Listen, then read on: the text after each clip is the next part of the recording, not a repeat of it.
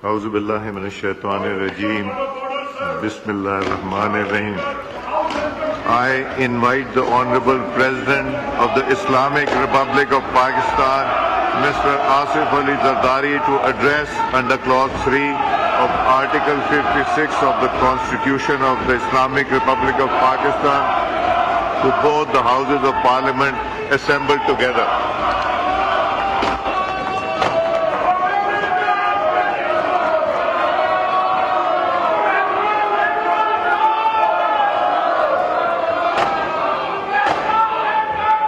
Bismillah ar-Rahman ar-Rahim. Chairman Senate, Sayyid Yusuf Raza Gilani. Speaker National Assembly, Sardar Ayaz Sadiq. Prime Minister of Pakistan, Muhammad Shahbaz Sharif.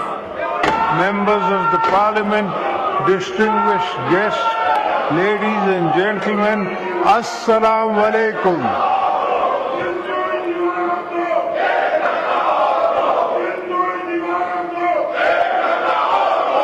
It is my singular privilege as your civilian president to address for the 8th time the August House at the beginning of another parliamentary year. This moment marks not only the continuation of our democratic journey, but also provides us with an opportunity to review our progress and reaffirm our commitment to building a better future for Pakistan.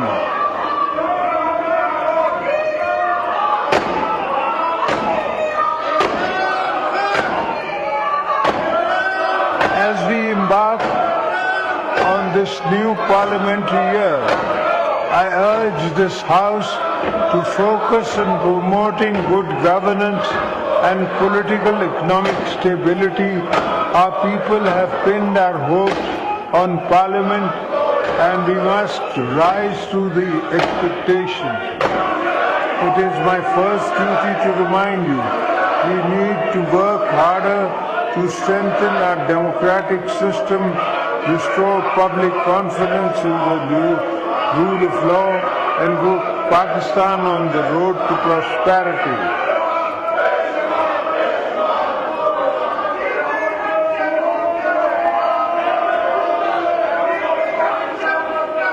I would like to appreciate the government's efforts putting the country on a positive path to economic growth. Our foreign exchange reserves have witnessed a surge. There was a substantial increase in foreign direct investment, and the stock market also surged to a historic high. The government has also reduced the policy rate from 22 to 12%, and all other economic indicators have shown a healthy and sign improvement.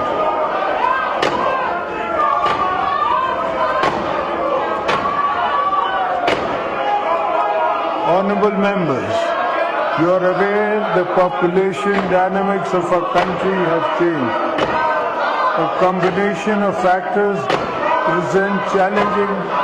We must address the high rate of our population growth along with strategic drift in our administrative machinery has increased governance issues manifold.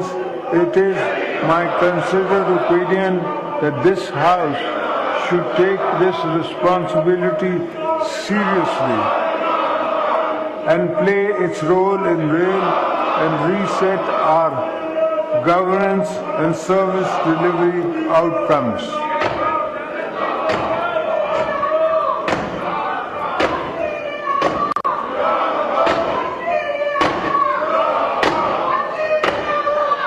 As far as the government is concerned, ministries need to redefine their vision and objectives and understand that pressing issues faced by the people of Pakistan have to be resolved within a certain time frame We need to deliver tangible benefits, restore trust of the people in democratic institutions.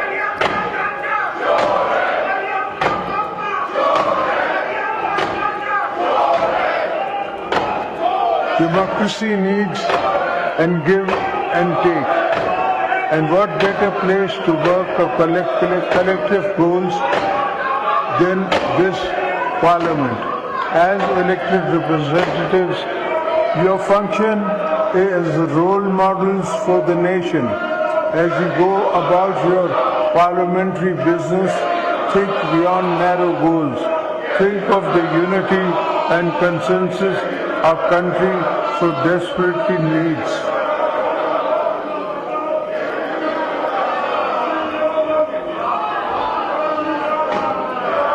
I would urge all you to empower our people, make decisions of national importance with consensus, encourage domestic, international investment for economic growth and job creation, foster social economic justice and ensure fairness and transparency in our system.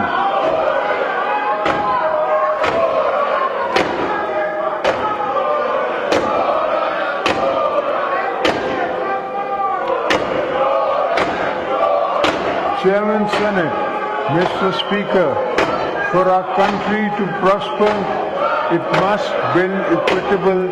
This is going to be a century of many new global changes, and to weather such transitions, we need to ensure that our people, with their different regions and resources, are on board of national development.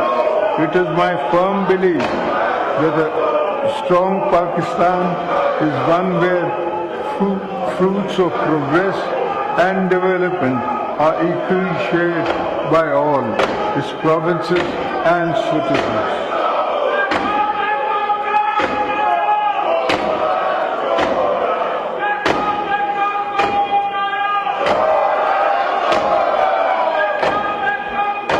We should work actively to promote inclusive and uniform development, ensuring no province, no district, and no village is left behind. The House should ensure development is not limited to a few select areas, but reaches every nook and corner of the country. The ignored and neglected areas demand urgent attention from the federal government.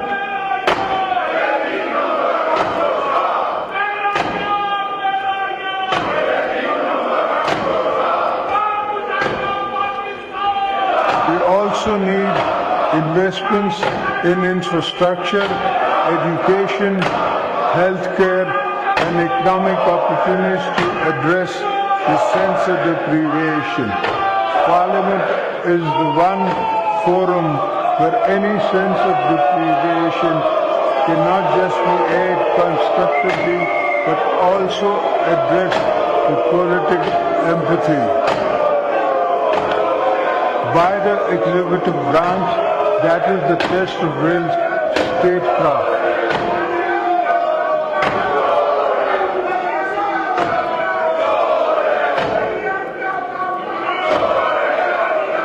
In this regard, improving our taxation system is essential to moving forward as a country. We must reform and expand our tax net, not overburdening those who already contribute, but by ensuring that every eligible taxpayer participates in nation building.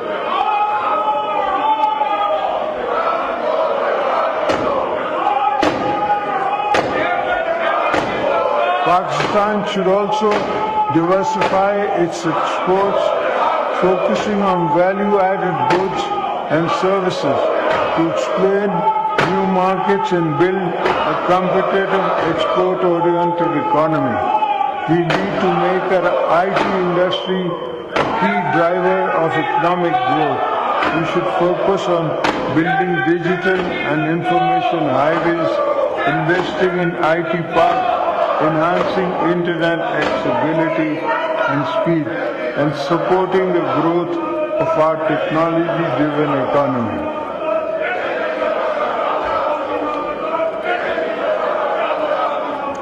Equally important is the sustained support of small and medium enterprises. We must ensure access to credit, address procedural bureaucratic hurdles, and create policies that promote youth-led businesses. Our young people should be encouraged to enter businesses good through SMEs-focused programs, skill development initiatives, and accessible loan schemes.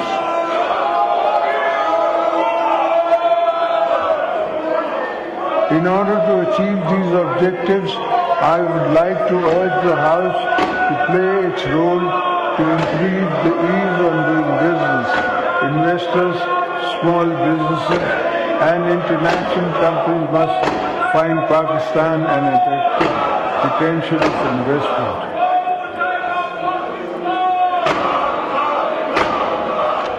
Honorable members, today the common man, the laborers, and the salaried class are facing serious economic hardships.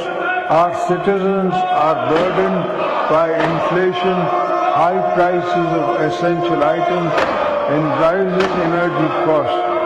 As we approach the next budget, I urge this Parliament and the government to provide real relief to the people.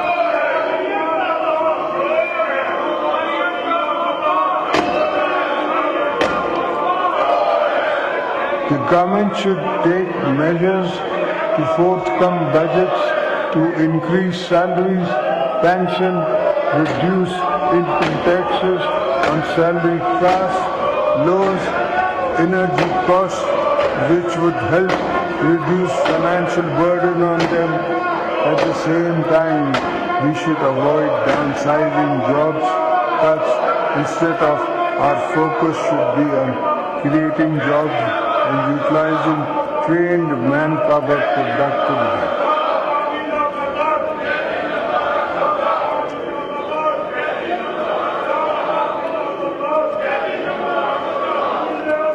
Ladies and gentlemen, women constitute almost 50% of the country's population, but they are underrepresented in every aspect of life. It is essential to empower them for enhancing their representation in various sectors.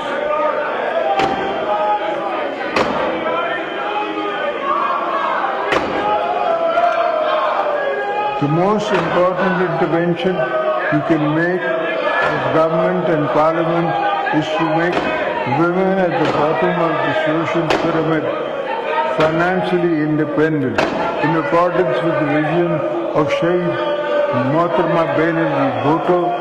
The Banerjee Income Support Program BISP remains a crucial lifeline of millions of families. Its reach must be expanded and cash transfers should be further enhanced.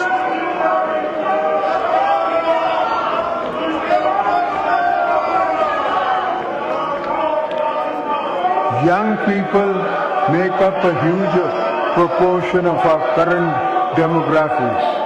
They need hope and inspiration. We should ensure the children are not outside schools in Pakistan. Promoting higher education, enhancing research in the universities should be a fundamental priority for creating a knowledge-based economy.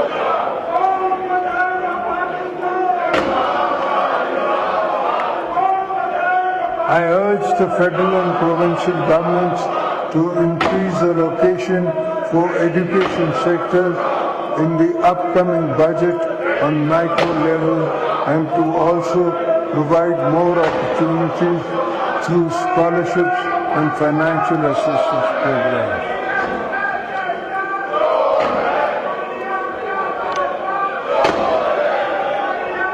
This is also the moment for us to reflect on how we can enhance access to quality health care all our citizens, reduce worrying incidence of malnutrition and polio vaccination in many children. Emphasis should be laid on primary health care.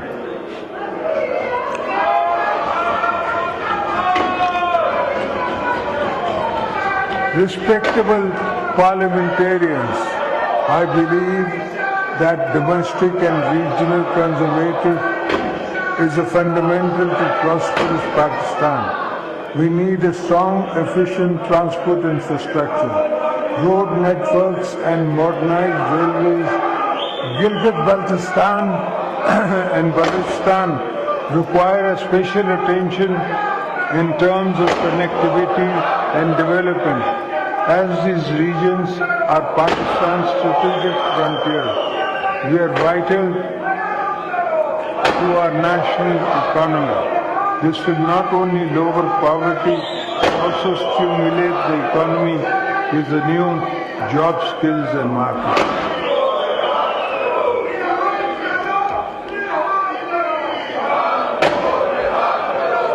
The China-Pakistan Economic Corridor, CPEC, and Govt port remain central to our vision of connectivity. These projects must fully realize so that Pakistan can serve as a gateway to international trade, linking Central Asia, South Asia, and Middle East.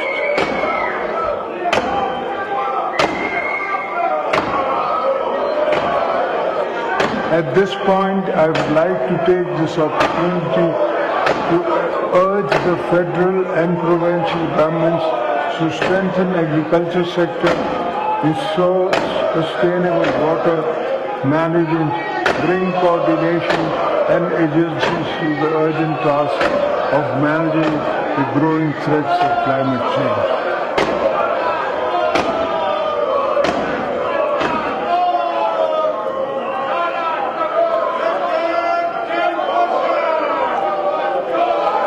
I say this because agriculture is a key pillar of our economy, and it is imperative that we modernize this sector by adopting new farming techniques, developing better seeds, investing in agricultural research and development, creating more jobs by making land more productive.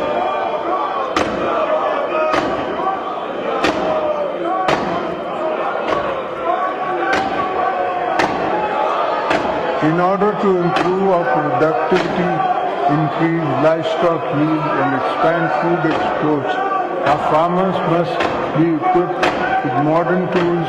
We must aim for stability and self-sufficiency in food production. We need to focus on greater water availability and its efficient use. We must work towards innovative solutions such as bringing water from Tajikistan to Balochistan, upgrading irrigation systems, and utilizing new technologies to conserve and distribute water.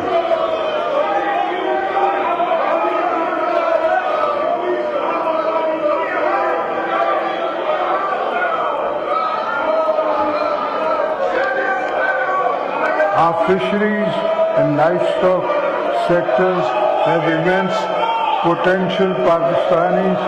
Pakistan's rivers, lakes and coastal areas hold untapped opportunities for fisheries. Commercial cattle farming can open new avenues for employment and export. I urge the government to play its role in providing incentives, training and support to our youth to make this industry a vital part of our economic future. I would like to urge the government to seek greater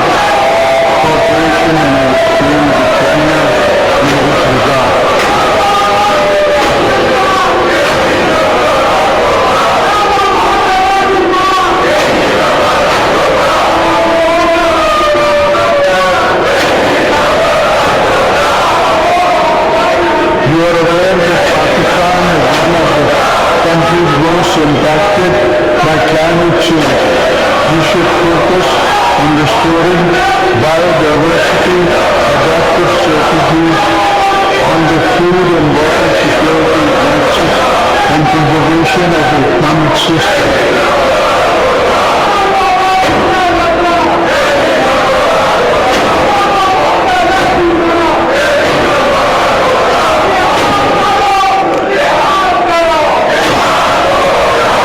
We must invest in the promotion of renewable energy, electric vehicles. We must also focus on recharging our wetlands and rivers so that they emerge pollution free, and because once again, the lifeline for livelihood and rich marine ecosystem. The mangroves of Sindh stand as a shining example of what can be achieved through conservative efforts.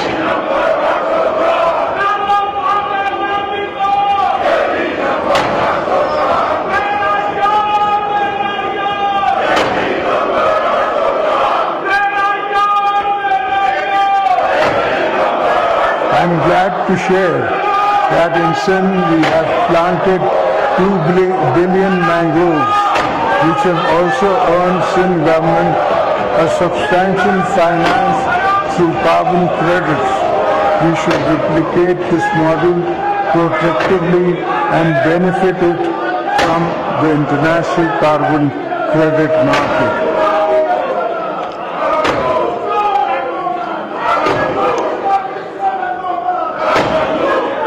Members of Parliament, we view the current internal and external security challenges which lead to further strengthen our security capabilities and enhance capacity for our law enforcement agencies to effectively deal with menace of terrorism. Parliament needs to play a role in building a consensus to tackle extremist ideologies as well as militancy that supports such violence.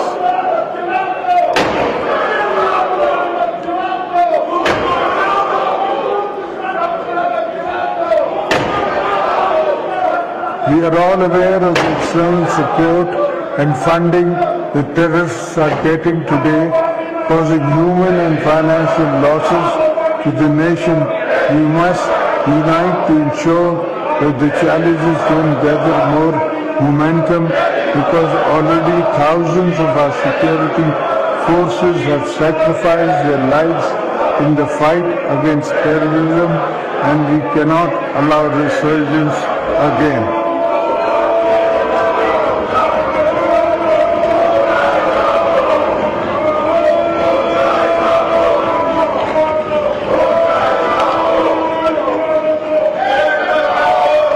I want to assure you that we are committed to eradication of the menace with the support of the nation and the brave armed forces. Successful intelligence-based operations have led to dismantling of terrorist networks to destabilize our nation.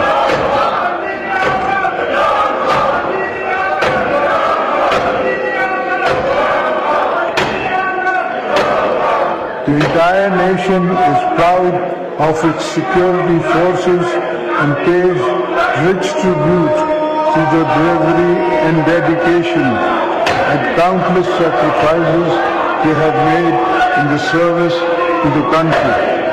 At the same time, we should not forget that militancy finds roots in deprivation and inequity.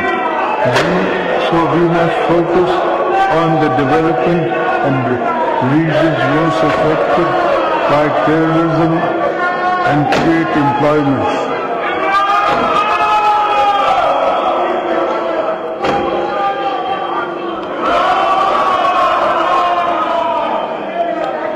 Outside our borders, the world is in a different stages of transition. Pakistan remains committed to regional peace, stability, economic integration.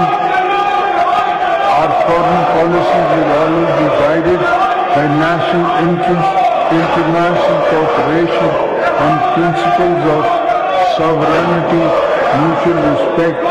We should enhance our cooperation with friendly regional countries in the area of trade, economy, climate, and cultural exchange. We will continue to play our role as a responsible, peace-loving nation.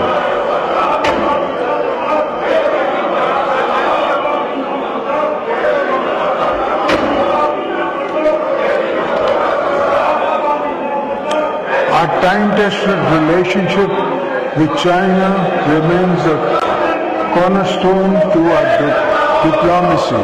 We will continue to further strengthen economic and strategic ties with Beijing. We will further cement our all-weather strategic cooperation partnership with China and continue to support the One China policy. During my recent visit to China, I had fruitful discussions with Chinese leadership while inviting them to make more investments in CPEC to improve regional and economic integration.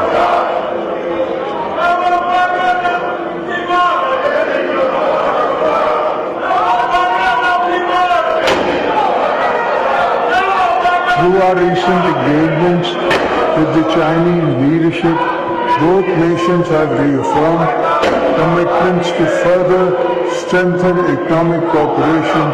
The benefit of CPEC will reach every corner of Pakistan through different projects.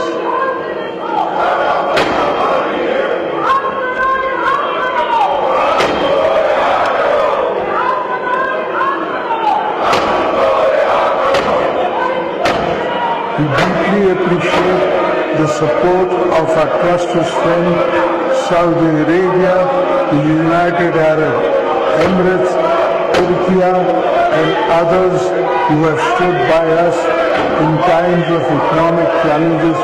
We are committed to further strengthening our long-standing historic, cultural, and economic ties with the friendly nations of the Gulf and Central Asia, as well as the European Union, the United Kingdom, and the United States of America.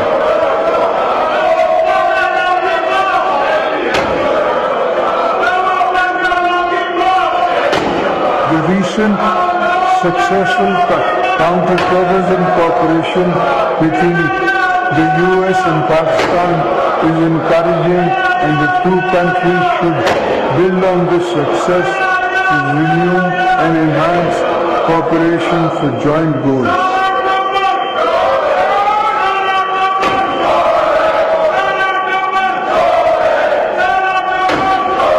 Honorable members, the fate of two of our brothers and sisters in Indian illegal occupied Jammu and Kashmir remains of great concern for the entire nation.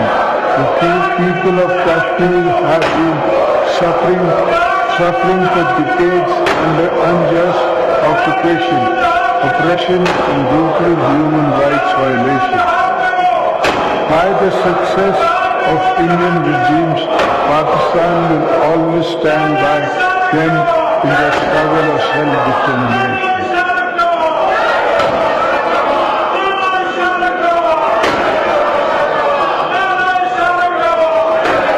We reaffirm our unwavering moral, political, diplomatic support for the Kashmir people and call upon the international community to take decisive action against atrocities being committed by Indian occupied forces.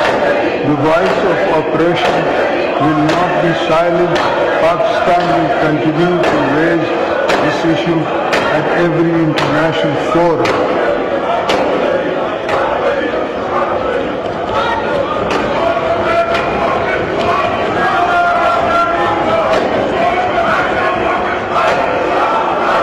The Syrian devastation in Palestine demands urgent attention of the world. The Palestinian people continue to endure violence, displacement, ethnic cleansing, and oppression at the hands of Israel's security forces.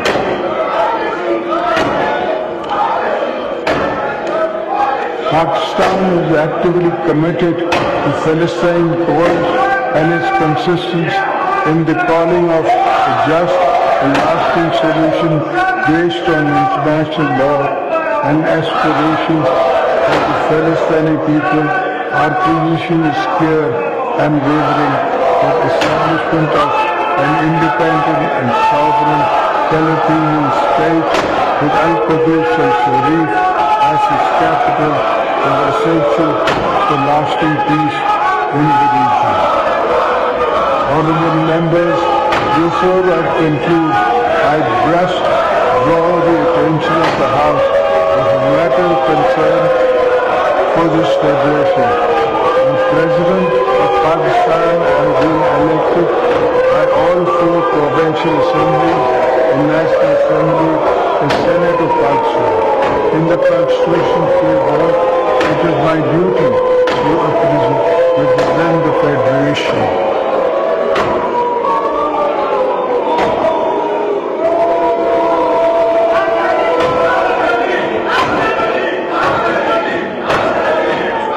The most challenging and circumstances when my wife Shaheed Mohtama Benazir Bhutto was assassinated, I was the one who chanted Pakistan Khape for me. Pakistan always comes first.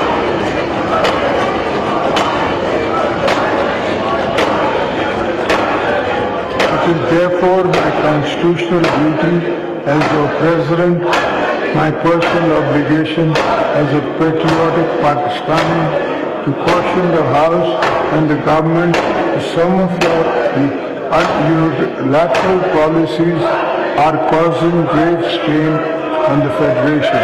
In particular, the government's unilateral decision to carve out some canals from the Indus River, despite strong opposition from federating units.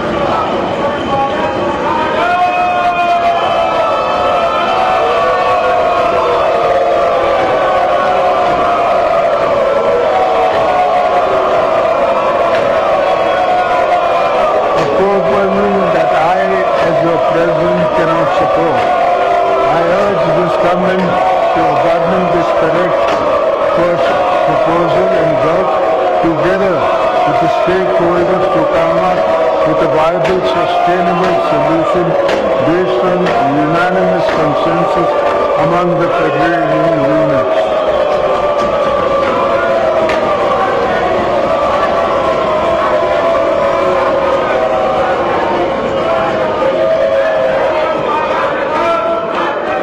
In the end, I would like to again invite the attention of the House to fulfill the responsibilities entrusted to this Parliament and play its role in the nation building, strengthening institutions and improving governance.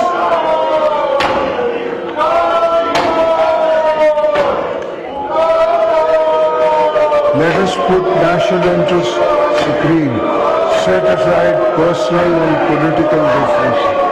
Let us work together to revive our economy, strengthen our democracy, and uphold the rule of law.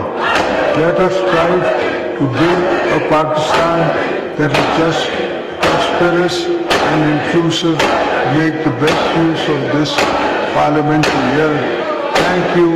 Pakistan, Zindabad.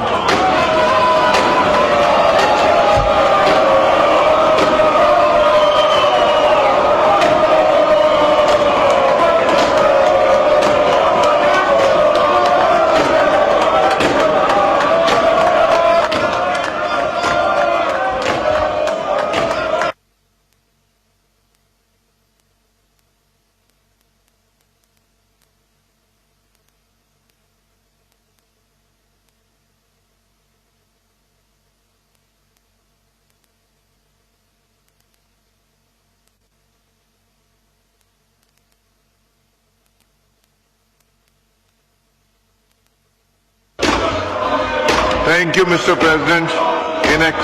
In exercise of the powers conferred by Clause 1 of Article 54 of the Constitution of the Islamic Republic of Pakistan, I hereby prorogue the session of both houses summoned to assemble together on Monday the 10th March 2025 on conclusion of its business.